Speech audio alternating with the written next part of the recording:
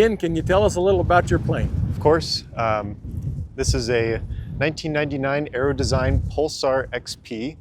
It's a two-seat side-by-side experimental amateur built. This is a propeller from a company called E-Props. It's carbon fiber composite with a foam core, and it actually has what looks to be like more twists than a normal propeller, but the way that they're actually able to get their efficiency is by keeping the chord line relatively consistent to the angle of attack.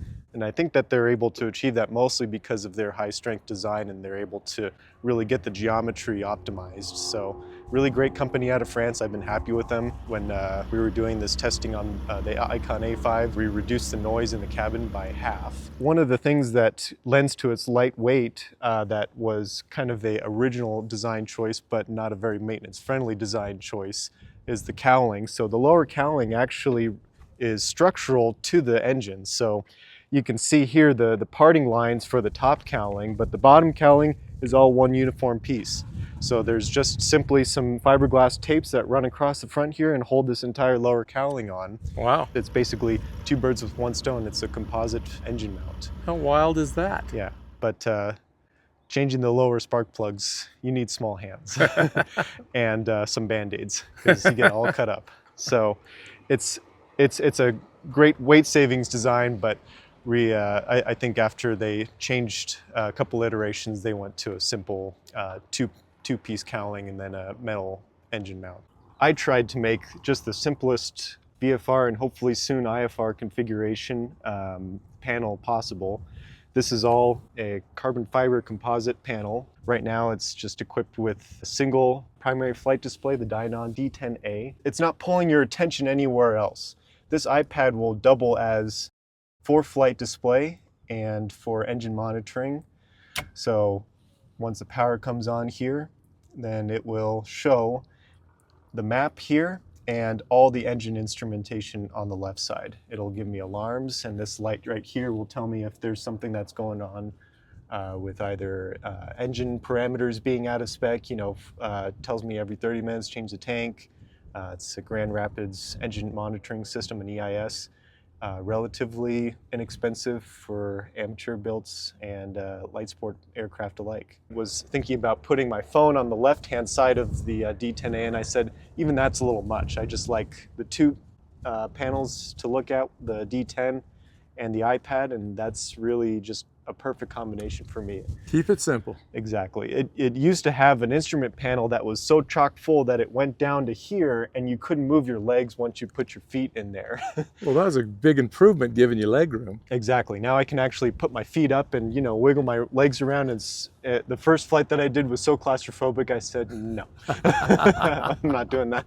There's no plans for this airplane. So it's not like a Cozy or a Long Easy where, you buy the plans and you build it, all the jigs and everything from scratch and do like foam core design. These were actually molded designs that came from the factory, and they used pre-preg fiberglass and PVC foam core to design the entire shell of the airplane. And they would send you, all the halves. So the fuselage was actually two halves. It's split down the middle. Oh. So what you did is you bond the two halves of the shells together, and then you start putting all the bulkheads in. Like a big model. Exactly, yeah. It's big model plane. So this was kind of like what people would call now a quick build kit, is you get all the parts pre-made. So none of these wing surfaces were done by any individual. They all came from the factory with a nice kind of molded design. Nice. Real sleek, not too much sanding to do. Like I know a lot of Long Easy, Cozy builders that have put hundreds and sometimes even thousands of hours into filling, sanding, and it's, a long process. So a lot of folks did modifications to the original plans where they would drop the seat down a little bit further and give just a little bit more headspace. But ultimately this is designed for somebody around 5'8" to 5'10", 150 to 180 pounds-ish. And kind of the slimmer build, and that's pretty common, and I think that's why you see a lot of the newer kit planes coming out, more popular ones like the Rands and the Kit Foxes, just giving a little bit more space for people. Well, at first glance, it looks like a Lancer. It's a baby Lancer, yeah. Oh, it is? Well, no, Nobody it's- told me that. Yeah, it's from what I can tell in the aviation community, kind of an unknown plane, but really it handles very nimbly. It's docile. It doesn't really want to behave strangely, even in a stall. It does brake, but it doesn't want to throw you into a spin. It doesn't want to, give you zero warning. It doesn't give a ton, but the power to weight on these things is so incredible. If at sea level, you can almost hang on the prop. Wow. And power on stalls are exceptionally scary in this. So this does have full dual axis autopilot, so it's great for long distance cross country flying.